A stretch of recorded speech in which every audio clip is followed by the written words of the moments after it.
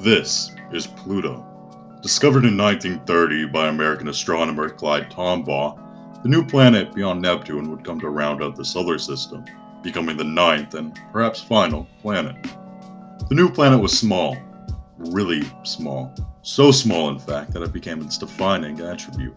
It was what made the planet unique, or at least it was up until the 90s, when similar objects were identified beyond the orbit of Neptune. This discovery would call into question the planet's status in Pluto itself, eventually leading to its redesignation in 2006, and an end to the solar system's ninth planet.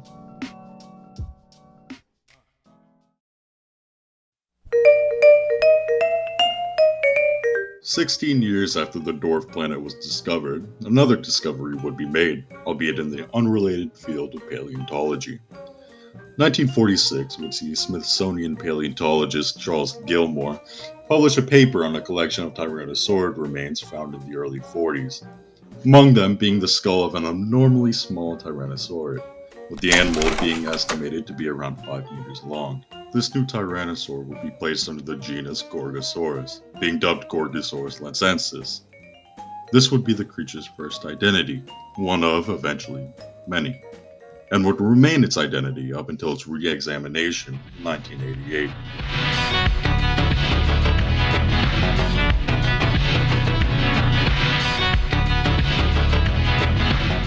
Dr. Robert Bakker, with the assistance of Michael Williams and Philip Curie, would raise concerns about the small theropod, namely its placement within the Gorgosaurus.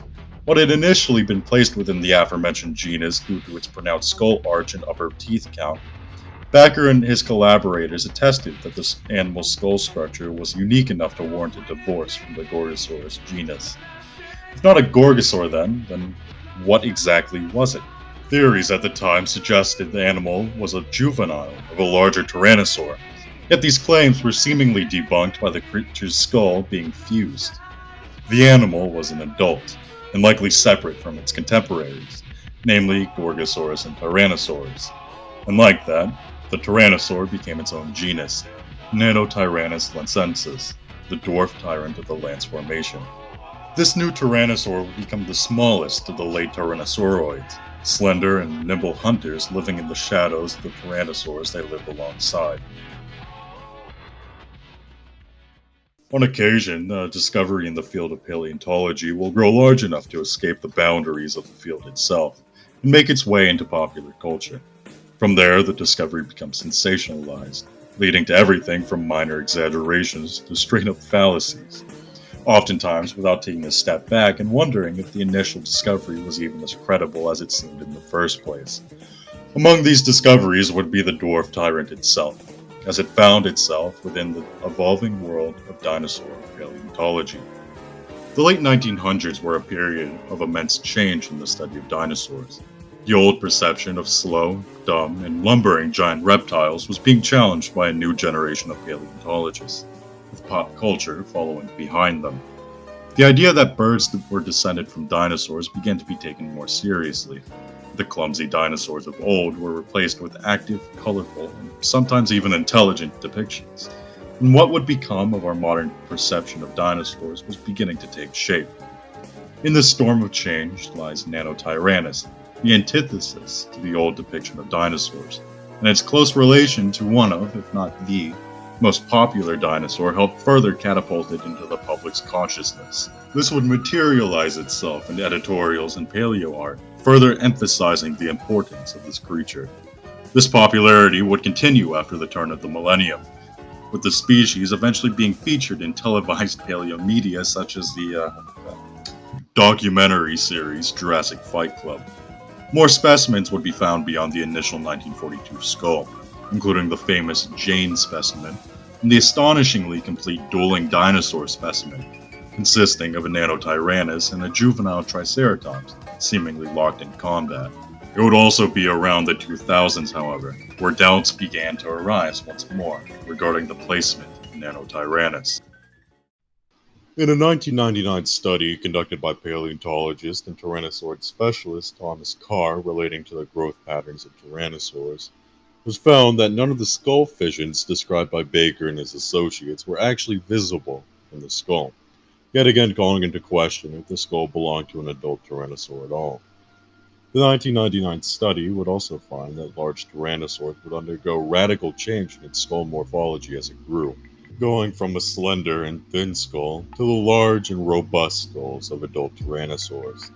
This study, and many after, would reposition Nanotyrannus once more, this time as a synonym of Tyrannosaurus rex, with the position becoming more and more accepted as the 2000s continued into the 2010s. Despite seeming like an open and shut case, there are still a few unanswered questions regarding Nanotyrannus' classification that keeps the genus, at least, on life support. For one, the jaws of Nanotyrannus specimens are still much more slender than comparable adolescent tyrannosaurs. Both genera's arm morphology is completely unique to each specimen, and a similar situation is present in each genera's brain case. Considering the limited amount of Nanotyrannus specimens to analyze, it's difficult to come to any decisive conclusions regarding the genus. Yet it's clear that it might very well not be a juvenile Tyrannosaurus. If not a juvenile Tyrannosaurus, though, then what? Considering the aforementioned lack of skull fissions described in the 1999 paper, it's likely that Nanotyrannus was still a juvenile of a larger Tyrannosaur, perhaps an already known Tyrannosaur, perhaps an entirely separate genus. Both are plausible. Yet with the lack of specimens to study, nothing can really be certain beyond simple speculation. Whatever the case may be, though, the Nanotyrannus dispute nevertheless remains an extremely unique chapter in the history of Tyrannosaur discoveries. Except, Nanotyrannus is not necessarily all that unique. Small tyrannosauroids are nothing new. In fact, the clade originated from small predators. Mid to late Jurassic tyrannosauroids like Guanlong and Dailong were even smaller than Nanotyrannus, barely reaching more than 3 meters in length. It wouldn't be until the early Cretaceous when the tyrant lizards would reach the large sizes the clade is infamous for, with large genera such as Tyrannus. Even in later tyrannosauroids, however, smaller specimens are already known, such as the 6-meter long Alioramus and the similarly sized Quanzhousaurus. Hell, Nanotyrannus isn't even the only dubious genus of small tyrannosauroid.